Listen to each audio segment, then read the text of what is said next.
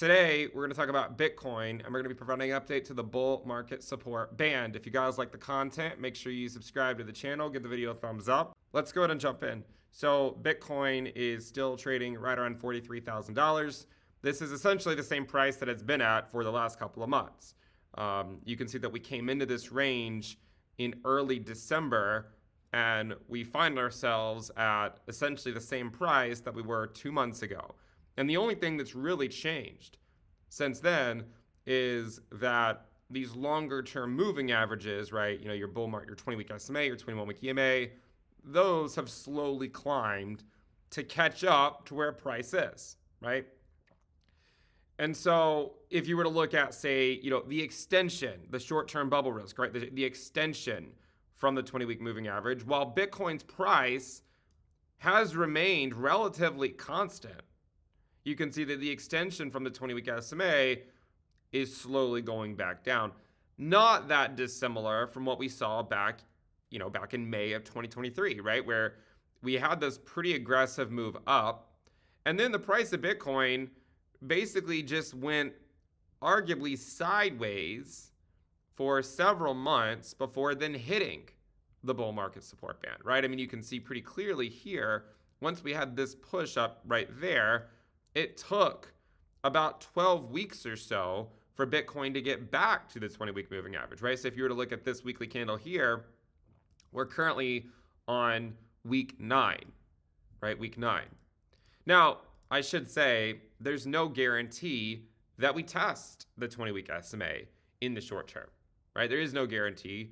And I've said this many, many times. Sometimes when Bitcoin gets moving, it can go months without testing it. I mean, look what happened over here in late 2020 and early 2021. I mean, we basically tested it in October of 2020, and we didn't retest it again until the following May. So there are occasions where you simply do not test it as soon as you might think you would, right? I mean, if you could already argue we've taken longer than what we previously saw, right? I mean, from right here, from January, early January until this test was about 8 weeks. And then from leaving the 21-week EMA right there to testing it right here is about 10 weeks. And then leaving it here to here was about 8 weeks. But if you go out from late October or mid-October, it's already been 16 weeks, right? So it's already been a longer period of time than it normally is. Now, there's good things and bad things associated with that, right? I mean, if that's the case, then it means Bitcoin has been relatively strong for a long time. It has gone 4 months without testing the 20-week SMA. The counterpoint, of course, is that the longer it takes to test it, the more likely we might not hold it. We're still in arguably territory now where we could hold it if we were to go back down to it. I mean, if you go look at even the 2016, 2017, 2015 moves, right? I mean, we went 3 to 4 months, but the problem is if you go, say, 18, 20 weeks, you're starting to get into territory where it's been a long time. I mean, here's an example of 14 weeks. Here's an example of 13 weeks. So it's also like 2019, right? Where you didn't really get a clear test of it for a long period of time, right? We left it in April, and then we didn't really get back down to it until 25 weeks later. So again, looking at it today, we got above it mid-October, and it's been about 16 months. Okay, it's been about 16 months, and so about 16 weeks. So about 4 months since we've tested the 20-week SMA. And I've talked before about this idea that Bitcoin, at least historically, doesn't mean that it has to, right? But at least historically, it does come back down into the bull market support band in about February of the halving year, right? Like it happened last cycle, it happened the cycle before that, and the cycle before that, right? Again, not suggesting that it has to happen. If anything, you should not assume that history has to repeat itself. But it's just to say, hey guys, if we do go down to the bull market support band, then that is essentially the norm for this time in the cycle. In fact, if you were to look at the year-to-date ROI of Bitcoin in 2024 and compare it to 2020, and 2016 and 2012, you can see that it's actually quite common for Bitcoin to, to basically not go anywhere for the first few months. I mean, it can move up a little bit, can move down a little bit. I mean, in 2020, obviously moved down a lot, but it also moved up a lot in the first part of 2020. It's pretty normal for Bitcoin to basically do much of nothing for the first, 100 to 125 days, right? That's actually pretty standard. And so that would take you all the way out until, March or April, right? And you could even do something like take the average of prior election years and see that, we're slightly underperforming the average, but we are still very much in line with historical moves, right? We're still in line with expectations. I mean, we are slightly below where we normally are at this point, but we're not that much further down below it, okay? And so this is an important thing to think about. And the reason why I showed this chart is because if Bitcoin were to continue this type of price action, right? If it were to continue this type of price action, then it's only a matter of time before the 20-week SMA catches up to Bitcoin. Sometimes Bitcoin goes down to the 20-week moving average, which of course could happen, and it did occur in May of 2023, and it occurred in March of 2023, and it also occurred in August of 2023. So we know that can certainly happen. But again, what I'm suggesting is that the longer that takes, the higher the 20-week SMA is just simply going, right? I mean, in fact, if Bitcoin were to simply go down to the prior wick that it hit a couple weeks ago, that would actually now correspond to the bull market support band, right? Because the 20-week SMA, 21-week EMA, they've essentially been pulled higher. Now, there are other patterns we could look at, right? We've talked about the 8-week moving average and how it does tend to, provide support in an uptrend. Like if you're in an aggressive uptrend, you would expect that 8-week SMA to hold as support, right? You can see that it did it many times in late 2020 and early 2021. And if you were to go back to 2019, you can see that Bitcoin basically stayed above the 8-week moving average. And then once it got below it, while it did pop back up above it, it was unable to take out that prior high from June, okay?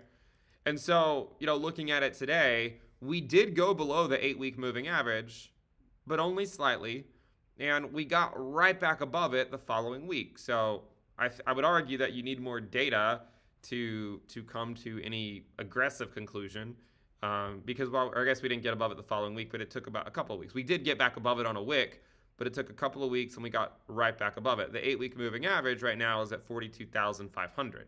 So if we get back below that, then with a weekly close, then it would suggest the likelihood of going back to the 20-week SMA increases quite a bit. There's also a little pattern over here, right? A similar type of pattern where you got up into these highs, you got below the 8-week SMA, and then you got right back above it, only to then fall still back down to the bull market support band. So, right, same thing here. We had a wick below the 8-week, we got right back above it, and then down to the 20-week SMA, and then we went up. Over here, right, these were a little bit more clear cut, but flirting with that 8-week moving average, again right here, and again right here, and it can take a little while to resolve that. So I just wanted to show that this is still within the realm of what we've seen. And we also suggested that we would get a pullback in mid-January. Okay, right? We talked about that for a long time, a pullback in mid-January. And so far, I mean, we did get a pullback, right? I mean, it might not be as much as people want, but it was in line with prior pullbacks that we've seen, right? About 21% or so. These are all 21% pullbacks, 20 to 22% pullbacks, which is basically what we just saw. So that is in line with the pullbacks that we've seen throughout all of 2023. And again, if you were to go back to the 20-week SMA, right, like if you were to do something like this where you get a bounce, then you come back down, you get a bounce, then you come back down, right? If you do something like that, could still end up being around the same percentage drawdown from that local high, right? That we put in going into the spot ETF. So in that regard, it's still pretty standard. And actually, if you look at 2019, we had similar types of drawdowns, that were pretty shallow drops, right? Pretty shallow drops throughout that entire move. And once you actually got a larger drop, right, of 30%, right, once that larger pullback finally came and people celebrated, oh, great, we finally had a 30% pullback, let's buy the dip. At that point, it wasn't necessarily smart to buy the dip because the dip just kept on dipping. So, it certainly seems like we are in a similar type of phase where we are, very much in QT. We're in a high interest rate environment, just like we saw back in 2019. And the pullbacks have not been very substantial, right? And I think it keeps making people want more, and then there's a good chance that maybe by the time you actually get more, you might get a lot more. So, and again, if you remember this rally over here, it lasted essentially until the Fed finally, pivoted. And I certainly don't know when the Fed's going to pivot. I do think one thing to sort of keep in mind, and I think, I might fall into this trap too sometimes, when you think about like a Fed pivot, it's not a Fed pivot that causes risk assets to sort of second guess what's going on, right? It's the risk assets or the economy maybe not doing so well that perhaps cause the Fed to pivot, right? So I would think about it like that. I think a lot of people have made the case that we're still mimicking, like 2015, 2016 price action, which again I think is a fair assessment as well. And in that case, you can see that Bitcoin basically, it set a range, it slowly climbed, and it broke into a new range, right? So it's potentially doing something very, very similar. And so if you do get a larger pullback below the bull market support band, and if it, say, goes down to, say, the prior breakout zone at around 30K, then that would certainly be mimicking what we saw back in 2016.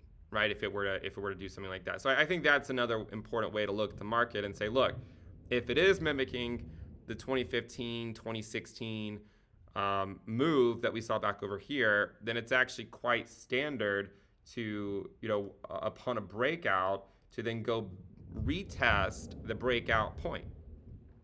That would actually be expected, right? Now, I'm of the opinion that every cycle is slightly different, and you should not use one cycle alone to tell you what's going to happen, but maybe take elements from multiple cycles, right? Instead of saying it's the 2016 cycle, or instead of saying it's the 2019, 2020 cycle, perhaps it's some type of combination, or it's completely different. I think that's a valid way to think about the market. I mean, the market will constantly throw you curveballs and do things it hasn't necessarily done before, and that's the way I guess it keeps investors on their toes. So looking at it on a smaller time frame, if you were to go to, say, the daily time frame for Bitcoin, the 50-day is something that we've talked about before that Bitcoin's really battling against. It's currently slightly above it right now. The 50-day SMA is just below $43,000. It's been a level that previously, once we got below it, it took a lot of fight to get back above it, right? We got below it here in May, and we didn't get back above it until basically about a month and a half later. Here we got below it in July, and then we didn't really durably get back above it until September, right? This was like late July. We got back above it late September. We dropped below the 50-day SMA over here back in mid-January. And while we have had some daily closes above it, we're still not durably pushing through it at this point. And so if the 50-day does hold as resistance, then you might argue that it's emulating something like that, right? And again, if you go look at the short-term bubble risk of Bitcoin, you can see that that's essentially how it got back down to the 20-week moving average, right? Is by just getting pushed down by the 50-day SMA over and over and over again until finally it got back down to the bull market support band, right? We actually went slightly below it on the daily time frame, but we held it as support, and then we got another pop back up to the upside. So all relevant ways, I think, to look at it. And again, I mean, I see people talking about it as if it's 2016. I see people talking about it as if it's like 2019, 2020. My view is that it's probably neither of them. It'll probably do something slightly different than it did in both of those prior cycles. And again, one thing to think about too is that this cycle, if you say look at 2023 actually looks more similar to sorry, let me pull this up. I pulled the wrong one up. So 2023, and I want to average out election years, right? So 2023 actually ended the year at a very similar spot as to where most election years go, right? And so, I mean, yes, we could compare Bitcoin in 2024 to 2020 and 2016 and 2012, but maybe you make the case that you compare it to another year, maybe post-election years, right? Maybe you compare it to 2021, or maybe 2013 or 2017, or perhaps you now compare it to pre-election years. But again, I know this stuff is somewhat hand wavy, and I don't know exactly where it's going to go in the short term.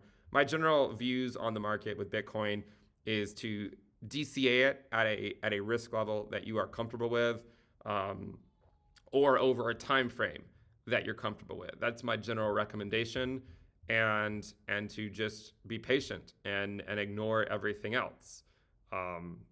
That's been my general view for a long time, and we'll continue to talk about the implications of various moves and how high they could go, how low they could go. But at the end of the day, I don't base my own investing strategy on that. There's a couple other things I wanted to mention, and that is, you do of course have things like the fib retracement stuff that we talked about, and it has at least been enough to cause a short-term correction off the 618. And the reason I bring that up is because that's where it corrected back in 2019. That doesn't mean that it has to carry out that same pattern, right? I mean, if I suppose what you look at is to see that if it can hold this level here, right? If it can, because it went to the 618, it came back down to the 0.5, right? Can it hold this level or not? If it can, then it would favor pushing back up to the 618. If it can't, then it would favor pushing back down to the 382, which is actually slightly below the bull market support band. And again, you could look at things like, other aspects to the market, like Bitcoin dominance and altcoins and all that other stuff, and see that, if you look at like altcoins, they've basically been relatively flat against Bitcoin for a while. This would imply that there's still liquidity in the altcoin market that could make its way over to Bitcoin going into the halving. Same thing with, like Total 2 minus USDT to Bitcoin, right? I mean, yes, I get that it has had a bounce recently, but it's still, I mean, at this point, right, at least over the last few weeks, it's been bleeding back to Bitcoin. So one of the cases to make, again, for Bitcoin is that there is liquidity in the altcoin market that Bitcoin really likes to absorb. And we've seen that, happen many, many times. And it's one of the reasons why we've spoken so much about Bitcoin dominance. And I know it gives me a relatively bad reputation for talking about it in such a bullish light for the last couple of years. And I see other videos that people do where they've just been calling for alt season and Bitcoin dominance to crash for the last 2 years. And everyone seems to be really happy with those videos because it would certainly benefit their portfolio more for altcoins to pump than for Bitcoin to. Like, if Bitcoin pumps, then it sort of steals the show. But what's fascinating is how, dominance has moved up for a long period of time. And yes, people are going to constantly call the top on it. And again, they will eventually be right. And it's possible that the top is in. Again, I mean, it's possible. We've seen it. We've seen dominance top out at the end of pre-halving years before. It could certainly happen again. The reason why I suggest to be open-minded is because we have not yet seen the Fed pivot. And so it would still favor lower risk assets over higher risk assets. It's one of the reasons why mega cap tech stocks continue to go up over some of the smaller caps, because we just simply do not know when we're going to go back to looser monetary policy. And so, I know it has certainly made me the bad guy to talk about Bitcoin dominance, and I don't really like being the bad guy. I would very much prefer to dance with everyone. But and again, like, just as everyone was giving up on it, it's now up 4 weeks in a row. I mean, again, this week isn't over yet, but we're right back up to where we previously were, just a few weeks ago. And if you think about it, if you look at like a line chart, in the last several years, there's only been a few weeks where dominance was higher than it is right now. But yet everyone acts like the current dominance level is an awful level, right? I mean, being at 52%, sort of people act like it's so low, but it's like, we just spent a long time grinding this entire way up. And now that we push slightly lower, it's seen as like the end of it. Remember, and again, I go back to this constantly, when in prior cycles, when Bitcoin got those rallies, that's what broke all Bitcoin valuations down. Remember, right? If you look at like all Bitcoin pairs, that's what made them break down was those really strong Bitcoin moves. And that's where they broke off of these support levels. And again, while altcoins did get a bit of a surge against Bitcoin following the spot ETF, have they not just been slowly giving it right back? I mean, every single week they're going down 1% to 2% against Bitcoin. So I think that's the case you make as well. If Bitcoin does fall into the 20-week SMA, or even if it doesn't, and if it does push higher, then we could see alt Bitcoin pairs break off of this support level. Now, for those people that would like me to talk more about the altcoin market, and I will try to do so, but I did want to express again the reasons why I focus mostly on Bitcoin is because my general expectation has been that altcoins collectively would bleed against Bitcoin, right? And I feel like they have. But as always, there are a few that outperform. And I think one of the troubling things about my views are that even if I express that some altcoins will outperform, because everyone knows my general view about altcoins, then when any specific altcoin does outperform, it's sort of seen like, oh, well, guys, I mean, every single cycle, there are some that outperform. I mean, last cycle, Chainlink was one that outperformed. And there were many others that outperformed. And Chainlink has shown some relative strength recently, too, against Bitcoin. But collectively, the altcoin market is still struggling against Bitcoin. But that doesn't mean that every altcoin is struggling.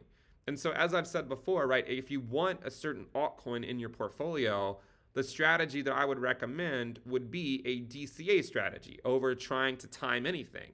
Because if you go with my views that alt Bitcoin pairs are bleeding, there's always a chance that the altcoin that you want to pick up doesn't bleed. There's also a chance that the bleed is over for the altcoin market against Bitcoin. So again, if there's an asset that you want and you think that it's fairly valued and you think the fundamentals are sound, then the best strategy I think would be a DCA strategy. My only point has basically been that if you were DCAing Bitcoin over altcoins collectively, you would have come out ahead, right? And this shows this. I mean, like if you were DCAing altcoins over Bitcoin here, then they kept losing value against Bitcoin, right? They just keep losing value. Now, over the last few months, they've relatively flatlined here. Now, the question is it going to break down again, or is this where it forms some type of macro bottom? And you could look at it in two different ways. I mean, you can kind of see both patterns where you put in a low, right? You put in a low, and then you put in a lower low, and then you get a pump back up, and then it still fades down. Here you put in a low, you put in a lower low, and then you came all the way up here and put in a higher high. But in both cases, it still eventually faded down and took that out. So it's hard to say, right? Like, it's hard to say if this is going to happen again. I think there is a case to be made that it could. Note that on both of these breakdowns, it was on a Bitcoin rally where alt Bitcoin pairs really took a huge hit. And so do be aware of that. There's also cases in the past where alt Bitcoin pairs take huge hits during, not during Bitcoin rallies, but when Bitcoin's flat below the 20-week SMA. Those are also examples of where they take hits, and you can see that happened over here in May of 2022, right? Alt Bitcoin pairs took a pretty big hit as Bitcoin was sort of just trending below its bull market support band. So those are sort of my thoughts on the market right now, and as it relates to Bitcoin. Bitcoin is at just over $43,000. And I would say, let's see, I mean, as long as the 8-week holds, then, it potentially makes the case for not having to visit the 20-week SMA in the short term, which in the short term, I imagine people would like. The longer we go without testing it, the less likely we are to hold it, right? So it would almost be better to go back down soon and test it and just check in with it.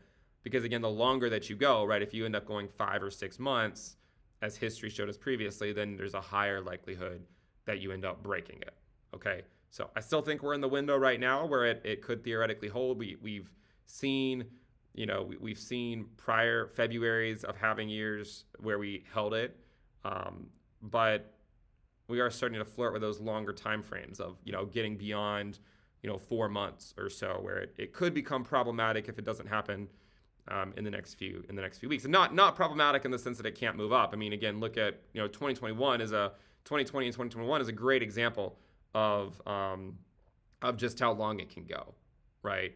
And again, the rally really started in October and lasted until April, right? This rally here started in October, and you can see that this first top over here occurred in January, and this first top right here has occurred in January. And you can see that it held the 8-week SMA, right? Here we got slightly below it. So if we do push up, then what I would look for is Bitcoin dominance to hopefully go up with it, and then see how the altcoin market performs with respect to that. If you guys like the content, make sure you subscribe to the channel, give the video a thumbs up.